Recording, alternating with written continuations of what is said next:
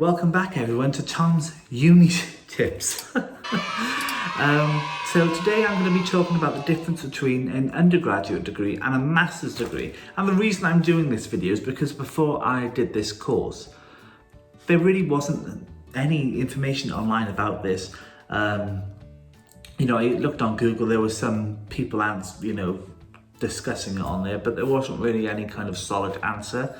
As again, I will say, this is all my experience.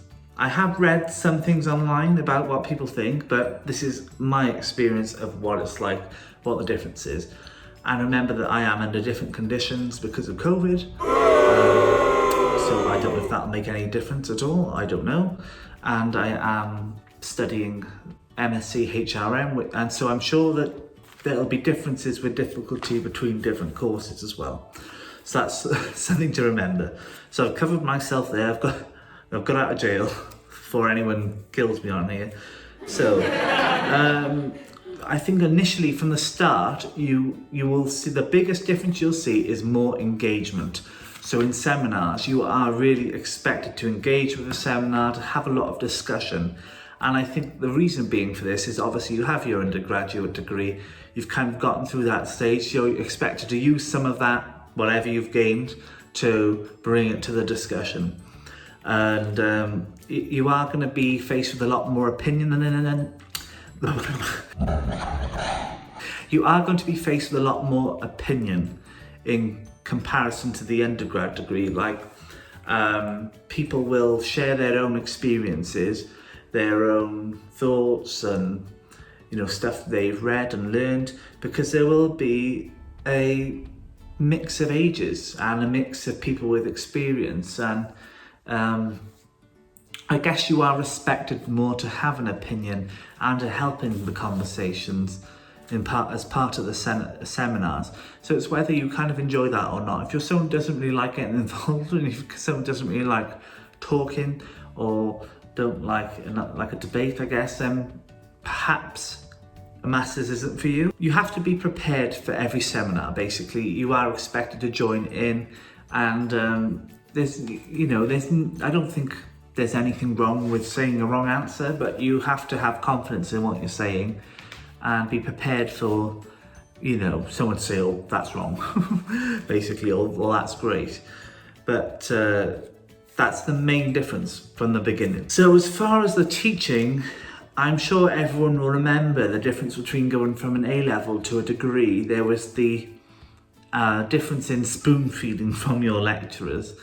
You had less kind of spoon feeding when you went to uni. Well, it's the same when you do a master's. So if you think that you didn't get spoon fed much in your undergrad, on your master's it's going to be even less. They really kind of just leave it to you. It really is your choice.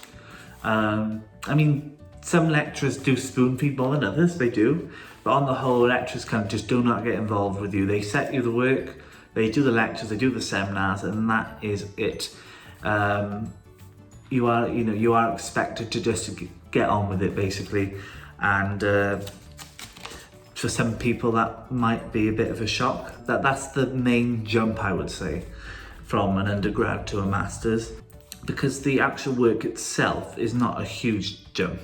What you're learning isn't hugely different. It is a bit different, but not hugely different. They expect much sharper conclusions. So not a conclusion that's all over the place where you're not really telling them your thoughts, what you've taken from this and what you predict or whatever. It has to be a solid conclusion.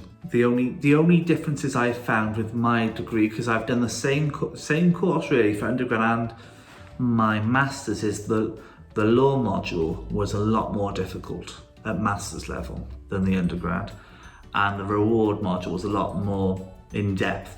But in the first semester, the difficulty wasn't huge, I wouldn't say. No, it was just, as I say, just expected more engagement. The second semester, the difficulty did go up quite a bit. I don't know if that's the same for all masters or whatever, but on mine, the second semester was definitely more challenging. And I did find it quite difficult, if I'm honest.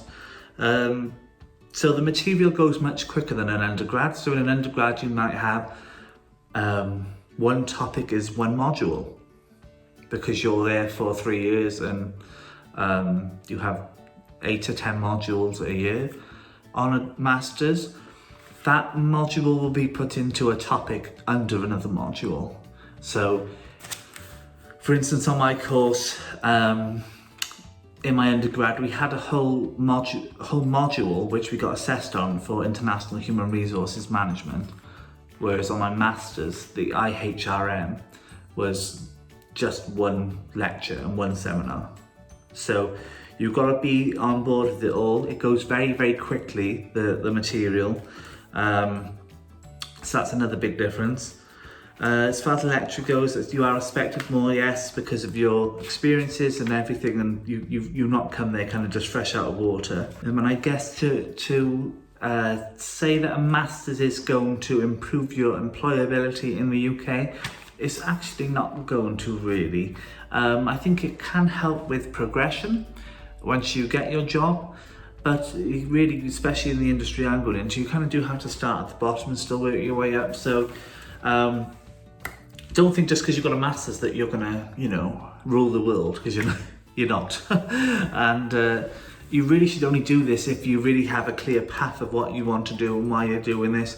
And it's not necessary, if that makes sense. You don't have to do a master's to get what you want. You do have a degree at the end of the day, and that's still really good. And it's enough to get you probably the job you want if you're starting from nothing, because work experience is just as important, if not more so, along with your education. So you've got to remember that, make a good decision from a financial standpoint, because it is expensive to do a master's.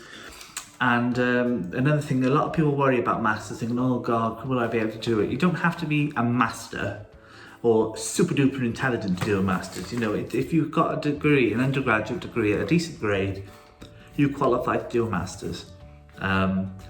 So just remember that. Give yourself a bit of confidence that, I've got my undergraduate degree, I'm qualified to do this course, they let you on the course, you're just as good as everyone else. So don't stress about it and make a good decision.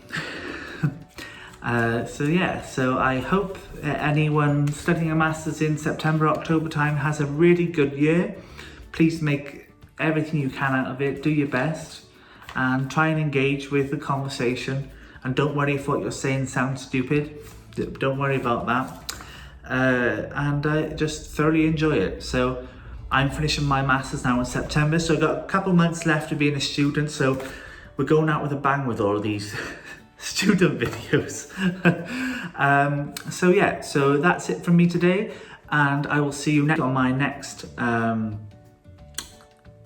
university tips video, which will be the last one, kind of me sat in this room because I'm block filming them all. The last one will be the final one will be on my dissertation. I haven't filmed that yet. But yeah, thanks everyone for watching, and I will see you next week.